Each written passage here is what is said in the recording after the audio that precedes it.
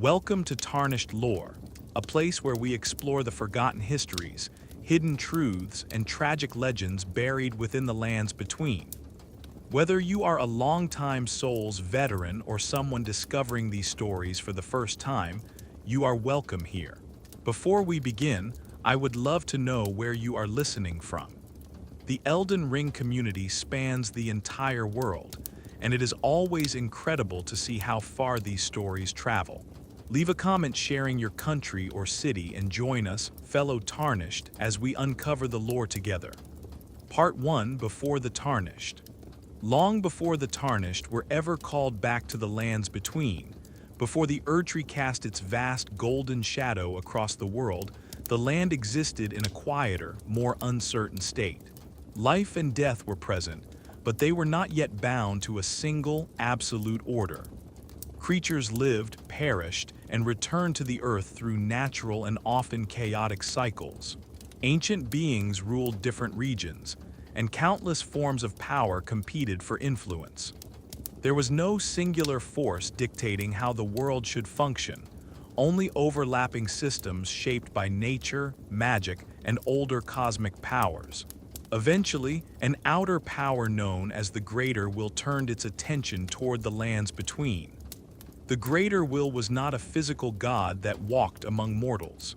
Instead, it was a distant cosmic intelligence, one that sought to impose structure upon reality. Rather than ruling directly, the Greater Will influence the world through divine envoys and chosen vessels. Its purpose was simple: to establish order where there had once been ambiguity. At the center of this order was a metaphysical construct known as the Elden Ring. The Elden Ring was not a physical object in the way a sword or crown might be. Instead, it was a collection of fundamental runes, each representing laws that governed reality itself. Concepts such as life, death, rebirth, causality, and regression were shaped by its presence. Whoever controlled the Elden Ring effectively defined how existence itself operated within the lands between. To house this immense power, the Greater Will selected a vessel, Queen Marika the Eternal. Marika belonged to a divine people known as the Numen, a mysterious race believed to have originated from outside the lands between.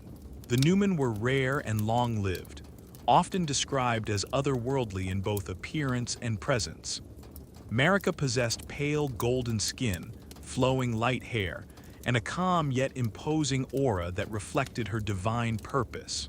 Marika was not merely a ruler. She was the living embodiment of the Greater Will's order, chosen to serve as its god within the lands between. Through her, the Elden Ring was made manifest, and through her divine authority, the Erdtree was born. The Erdtree was both symbol and living mechanism. Its enormous golden trunk rose into the heavens, its branches glowing with divine light that could be seen across the entire continent. The tree represented abundance, life, and holy authority, but it also served a practical purpose. Beneath the soil, its roots stretched across the land, gathering the souls of the dead. These souls were absorbed, purified, and eventually returned to the world through Erdtree burial rituals. Through this system, death as it had once existed was fundamentally altered. One of Marika's earliest and most consequential acts was the removal of the Rune of Death from the Elden Ring. This rune, also known as Destined Death, governed the inevitability of mortality. By extracting it, Marika sealed away true death from the natural cycle. Creatures could still fall in battle, bodies could still decay, but their souls remained trapped within the Erdtree system. Immortality, or at least endless continuation through rebirth, became woven into the fabric of reality. The Rune of Death was entrusted to Malekith, Marika's loyal shadow and sworn protector. Malekith was a beast clergyman, a towering figure resembling a massive wolf standing upright. His black fur was streaked with gold markings that reflected his divine duty. His body was covered in ceremonial armor, etched with sacred inscriptions, and he wielded immense strength alongside sacred blade techniques.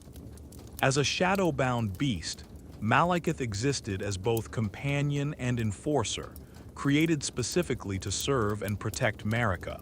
His loyalty was absolute, and he bore the heavy responsibility of guarding destined death, ensuring that it could never be used against the Golden Order. With death constrained and the Erdtree flourishing, the Golden Order was established.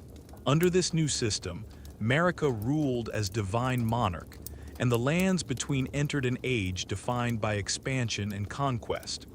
Marika took a consort, a warrior of unmatched ferocity known as Godfrey. Godfrey was a towering and heavily muscled man, often depicted with long braided hair and clad in massive lion-themed armor.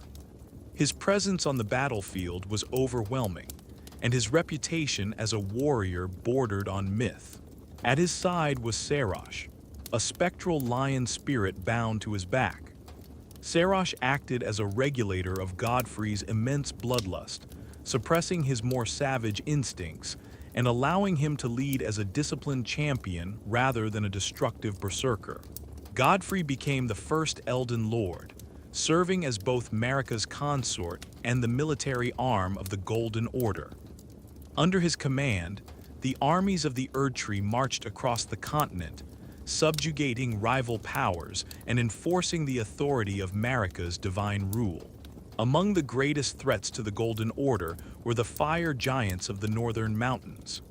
These colossal beings possessed burning red hair, enormous bodies, and skin hardened by volcanic flame.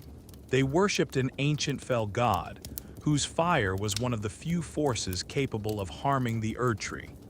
Godfrey's campaigns against the giants were brutal and relentless. The war ended with the near extinction of their race, leaving only a single surviving giant condemned to eternally guard the flame that once threatened the Golden Order. Other ancient powers suffered similar fates. The dragons, once rulers of an older era, were driven back through devastating wars. Many were slain, while others faded into obscurity, their influence slowly replaced by the rising authority of the Erdtree. This era became known as a period of violent stability. Order dominated the lands between, but it was sustained through continuous bloodshed and conquest. From the union of Marika and Godfrey, several demigod children were born. Among them was Godwyn the Golden, widely celebrated as the perfect heir. Godwyn was charismatic, noble, and beloved by both citizens and warriors. He was known for forging peace with the ancient dragons, demonstrating diplomacy alongside martial strength. His golden hair and radiant armor became symbols of harmony within the Golden Order. However, not all of Marika's children were treated with such reverence. The twins Morgott and Mohg were born as omens, beings marked by horns, tails, and features linked to primordial forces that predated the Erdtree. Omens were viewed as cursed, reminders of a chaotic past the Golden Order sought to erase. Morgott inherited a stoic and dutiful personality, despite being rejected by society. Mohg, in contrast, grew resentful and power-hungry, eventually seeking forbidden outer powers. Both were imprisoned beneath the royal capital of Leyndell, hidden away to preserve the illusion of divine perfection. Eventually, Godfrey's purpose came to an end. With his wars concluded and no worthy enemies left to challenge the Golden Order, the golden grace that had once guided him faded from his eyes. Without grace, he was no longer considered worthy of divine favor. Marika exiled Godfrey from the lands between, stripping him and his warriors of grace and banishing them beyond the fog that surrounded the realm. These exiled warriors would later become known as the Tarnished. After his exile, Godfrey cast aside his noble persona and returned to his original identity, Hoarah, a savage warrior chieftain who embraced raw strength and primal combat. With Godfrey gone, Marika took a new consort, Radagon. Radagon was a tall, red-haired champion known for his unwavering devotion to the Golden Order. His body was marked with glowing cracks of golden light, suggesting divine transformation or internal conflict. Radagon was a master strategist and warrior, revered for both his intellect and his faith. Before joining Marika, Radagon had lived in the Academy city of Liurnia, where he married Renala, Queen of the Full Moon. Renala was a powerful sorceress and ruler of the Carian royal family, a dynasty that valued lunar magic and cosmic study. Together, Radagon and Renala had 3 children. Ron-Nai, a mysterious and highly intelligent Empyrean chosen as a potential successor to Marika.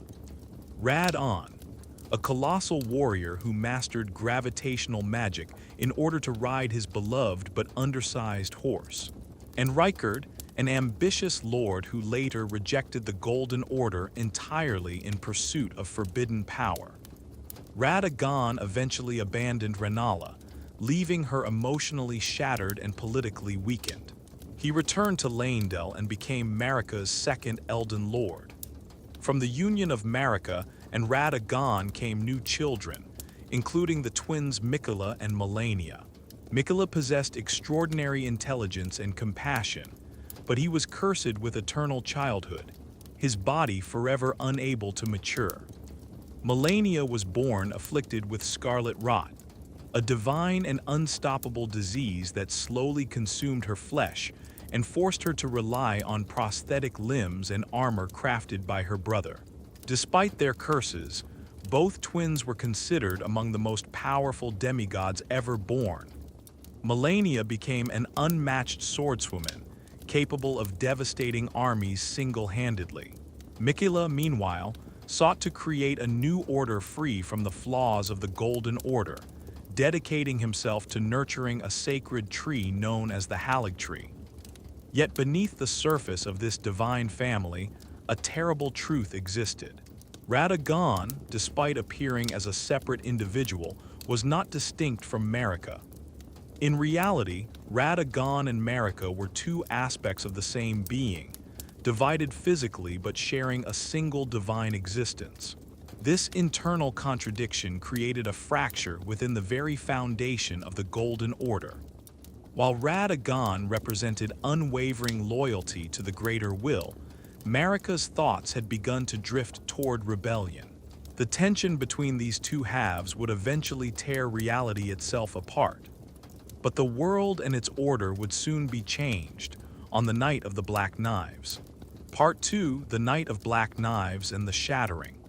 The golden age of the Erdtree appeared unshakable from the outside. The Golden Order governed the lands between with divine authority, its influence woven into every kingdom, every religion, and every understanding of life and death. Yet beneath this radiant surface, fractures had already begun to spread through the divine family that upheld the order. At the center of these hidden tensions stood Ranni, daughter of Radagon and Renala. Ranni was an Empyrean, a being chosen by the greater will as a potential successor to Queen Marika. Empyreans were rare and sacred candidates capable of becoming vessels for the Elden Ring. This title granted Ranni immense power, but it also bound her to a destiny she never desired. Ranni was known for her intelligence, independence, and deep connection to lunar magic, which she inherited from her mother, Renala. She rejected the rigid authority of the Golden Order and sought freedom from the control of the greater will. Unlike many demigods who pursued power through conquest or devotion, Ranni pursued knowledge and long-term strategy. She understood that to escape her fate, she would need to sever her ties to the greater will completely. To achieve this, Ranni began secretly conspiring with unknown allies, possibly including beings outside the influence of the Golden Order. Central to her plan was the Forbidden Rune of Death, the very power Marika had removed from the Elden Ring centuries earlier. This rune was still guarded by Malekith, who remained fiercely loyal to Marika and unaware of the conspiracy forming around him. At some point, fragments of the Rune of Death were stolen. The exact method remains uncertain, but the result was catastrophic. Ranni used these stolen fragments to forge weapons capable of delivering true death, a power that had not existed in the lands between since Marika sealed the rune away.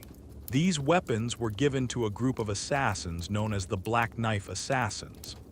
These assassins were women believed to have ties to the Numen, the same ancient race as Marika herself. They were silent, precise, and trained in both stealth and divine execution.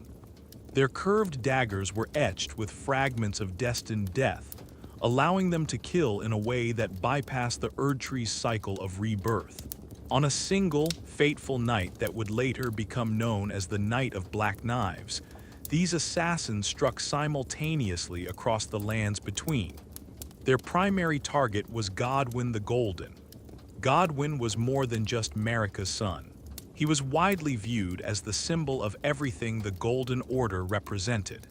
He was noble, charismatic, and beloved by both common citizens and divine warriors. He had even forged peace with the ancient dragons, forming an alliance that demonstrated unity between old and new powers. His reputation made him the perfect symbol of stability. Godwyn was assassinated with one of the Black Blades, and his death shattered the illusion of immortality that defined the Golden Order. However, Godwyn's death was incomplete. The assassins killed his soul, but his body remained alive. This unnatural half-death caused his corpse to spread through the roots of the Erdtree, corrupting the land itself. His remains began to mutate into grotesque, root-like growths, spreading decay across the underground network of the world. This phenomenon eventually gave rise to those who live in death, undead beings that existed outside the natural cycle the Golden Order tried to enforce.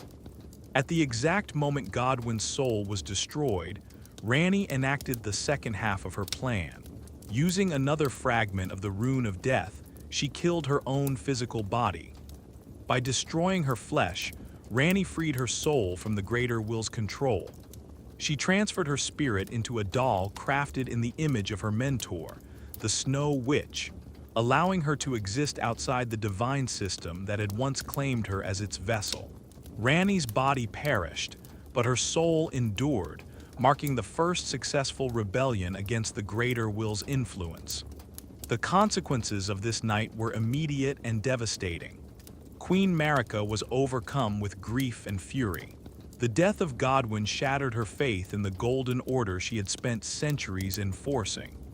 Her trust in the Greater Will, and perhaps in her own role as its vessel, began to collapse. For the first time, Marika openly defied the system she embodied.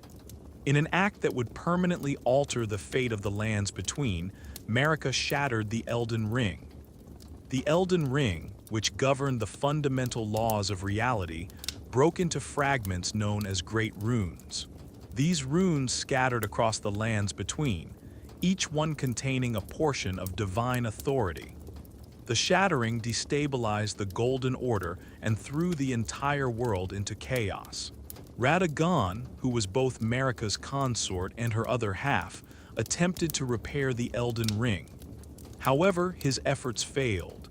The fractures were too deep, and the divine unity that once held reality together had already collapsed. As punishment for this act of rebellion, Marika was imprisoned within the Erdtree by the Greater Will. Radagon, still bound to her existence, became trapped alongside her. Together, they remained suspended within the Erdtree, unable to fully repair the damage or escape their divine imprisonment. With the Elden Ring shattered and Marika imprisoned, the demigod children of the royal family each claimed fragments of the Great Runes. These fragments granted immense power, but also corrupted those who wielded them. The struggle for control over these runes ignited a catastrophic civil war known as the Shattering. One of the most devastating conflicts of this war was the battle between General Radon and Melania, Blade of Miquella. Radon, son of Radagon and Rennala, was one of the most physically imposing demigods. He possessed enormous size, red flowing hair, and armor decorated with leonine imagery that mirrored Godfrey's legacy. Radon mastered gravitational magic, which allowed him to manipulate the forces of the stars. He learned this magic specifically so he could continue riding his beloved but undersized horse, Leonard, demonstrating both his power and his strangely sentimental personality. Radon became a legendary general, beloved by his soldiers and feared by his enemies. His control over gravitational forces allowed him to halt the movement of the stars themselves, preventing celestial forces and possibly outer gods from influencing the lands between. Melania, in contrast, was a figure of tragic resilience. She was tall, slender, and elegant, with flowing red hair and a blindfold covering her eyes. Her body was partially replaced with golden prosthetics crafted by her brother Mikola to counteract the damage caused by scarlet rot. Melania was widely considered the greatest swordswoman in the lands between, undefeated in combat and devoted entirely to protecting her brother. When Radon and Melania clashed during the Shattering, their battle reshaped the entire region of Caelid. The conflict escalated until Melania released the full power of the scarlet rot within her body. This unleashed a catastrophic bloom that poisoned the land, turning Caelid into a decaying wasteland filled with rot-infected creatures and twisted ecosystems.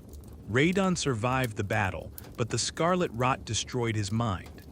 He became a feral, wandering warlord, slowly consuming the corpses of fallen soldiers while still holding back the stars through sheer willpower.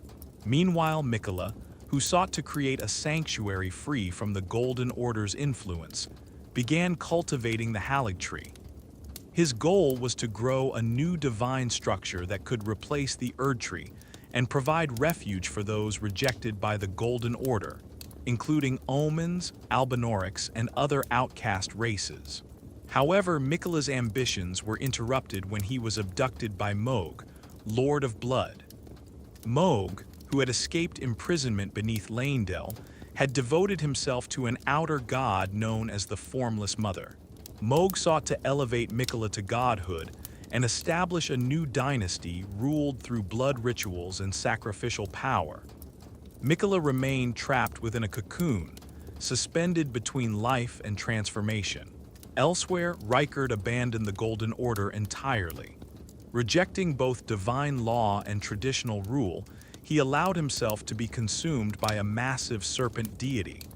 Within the volcanic region of MT, Gelmir, Rykard merged with this immortal serpent, gaining grotesque regenerative powers.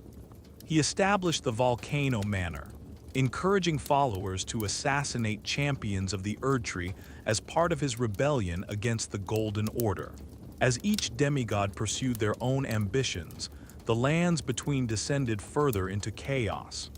Kingdoms collapsed, alliances shattered, and entire regions fell into decay or corruption. Despite countless battles, none of the demigods could achieve complete victory. The war reached a stalemate, leaving the world fractured and leaderless. The Greater Will, desperate to restore order, turned its attention once again to the Tarnished. The warriors exiled long ago were suddenly granted the return of grace.